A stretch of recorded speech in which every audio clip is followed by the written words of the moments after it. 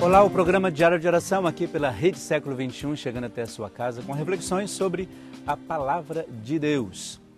Hoje nós vamos refletir sobre um trecho do Evangelho de Mateus, e um trecho, aliás, que é muito conhecido de todos nós, que fala justamente sobre aquela passagem em que Jesus ele anda sobre as águas. É claro que a nossa ideia não é traduzir ou explicar por que Jesus anda sobre as águas, não é essa a intenção do texto.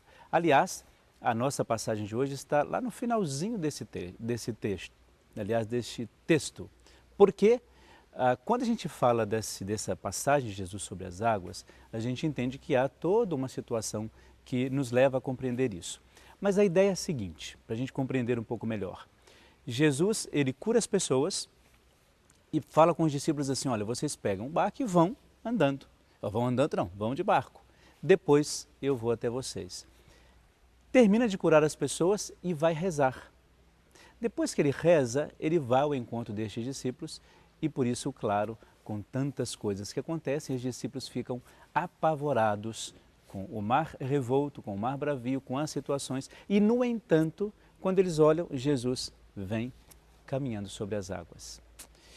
E é interessante que esta situação, quando Jesus chega até o barco, vai até a outra cidade de Genezaré, quando ele chega lá nessa cidade, as pessoas reconhecem a Jesus, principalmente por aquilo que os discípulos já haviam dito que Jesus havia feito. E aí, qual era a realidade dessas pessoas? Era uma realidade de sofrimento, de dificuldade, de tristeza e precisavam de um pastor. Por isso, o trecho que nós refletimos é esse de que essas pessoas lá naquela cidade queriam pelo menos tocar as vestes de Jesus. Quando isso acontece, obviamente elas ficam curadas pela fé que tinham sobre aquela pessoa que estava junto com eles. E isso precisa ajudar a mim e a você a compreender essa atitude de Jesus, de buscar as pessoas e ver nas pessoas, claro, aquilo que elas podem fazer de bom e que elas são. E quando elas chegam até Jesus, elas ficam curadas por uma fé imensa em algo muito importante que era o fato de saber que aquele homem não traria só o pão na multiplicação dos pães, não era apenas aquele homem que tinha uma palavra bonita, mas era um homem que podia fazer alguma coisa por cada uma delas. E hoje a nossa igreja traduz isso, esse gesto de Jesus, a compreensão de Jesus, a percepção das pessoas sobre Jesus como a questão da compaixão. E aí a gente lança de fato essa reflexão sobre nós mesmos, né? No sentido de buscar e tentar entender isso. Será que eu consigo viver a questão da compaixão e da misericórdia? Como é que eu trato isso na minha vida comum? Jesus, ele não só anda sobre as águas como um feito de mágica, né? Um feito miraculoso, mas para dizer assim, olha, todas as realidades elas estão abaixo de Deus. Isso porque naquele tempo o mar, qualquer lago maior, significava que ali dentro daquele lugar moravam, nas profundezas, obviamente, o mal, o demônio, as forças que impediam o ser humano de ser feliz. É lá no mar, no fundo dele, é que estavam todas essas coisas. Quando Jesus caminha sobre as águas, ele caminha sobre tudo aquilo que é mal. Ele caminha sobre tudo aquilo que pode nos desviar a atenção do próprio Deus. E esta compreensão que os discípulos fazem. E, claro, logicamente, as pessoas da cidade onde eles chegam pensam da mesma maneira. Esse homem que caminha sobre as águas, ou seja, esse homem que tem o domínio sobre o mal, é esse que nós esperamos. E aí a gente compreende mais uma vez, não só porque Pedro ele dá esse testemunho, olha, tu és o Messias, numa outra passagem bíblica. Mas essas pessoas, antes de tudo isso, já reconhecem a messianidade de Jesus. Já sabem que esse homem tem alguma coisa que os outros profetas não têm, que é justamente esse colocar-se no lugar de cada uma delas, assumindo para si também o seu sofrimento. Veja como é diferente isso. A gente acreditar em Deus, saber do seu amor para com todos nós, mas mais ainda, saber que esse amor de Deus para com cada um de nós faz com que Ele, enviando o seu Filho, esse seu Filho assume as nossas dores.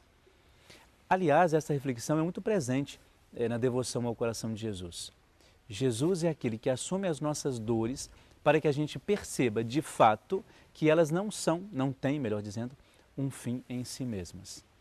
Os nossos sofrimentos também, em todos os sentidos. Ele que caminha sobre o mar é aquele que eu quero tocar.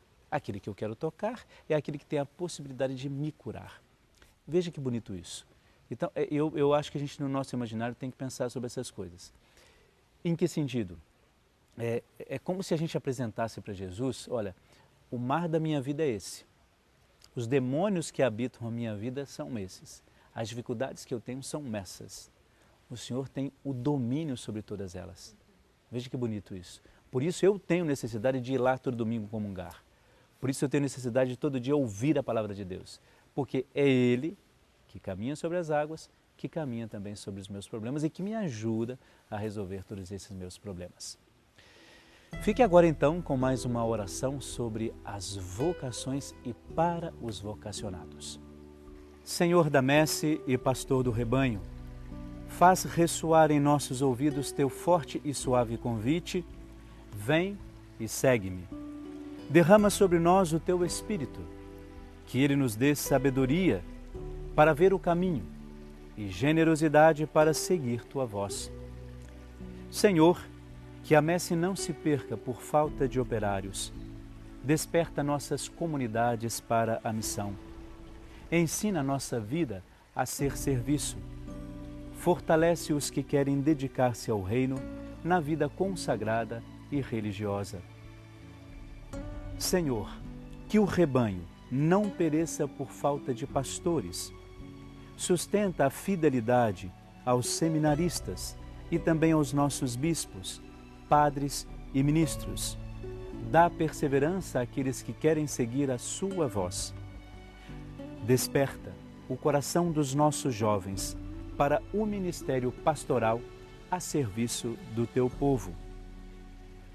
Maria, Mãe da Igreja, modelo dos servidores do Evangelho, ajuda-nos a responder sim. Amém. Essa oração é uma oração criada, inspirada pelo nosso Santo Padre João Paulo II, e que percebia na nossa igreja uma necessidade de motivar e dar esperança àqueles que eram seguidores do Evangelho. Não só os padres religiosos e religiosas, mas de maneira muito especial a todos os jovens. Por isso hoje a nossa bênção é especial a todos aqueles que são os evangelizadores porque acreditam na misericórdia e no amor de Deus. Por isso todos eles recebem de maneira muito especial a bênção de Deus Todo-Poderoso, Deus que é Pai, Filho e Espírito Santo. Amém.